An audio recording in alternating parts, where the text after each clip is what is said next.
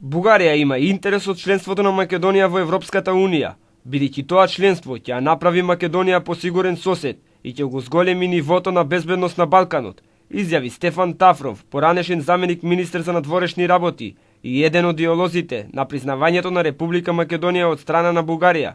Според Тафров, влезот на Македонија во Европската Унија ќе ги смири тензиите помеѓу двете најголеми заедници во Македонија, словенската и албанската.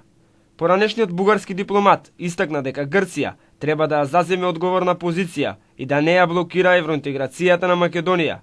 Во врска со односите помеѓу Софија и Скопје, Стефан Тафров рече дека во последно време тензиите се намалуваат, но се уште и двата народи не знаат многу еден за друг.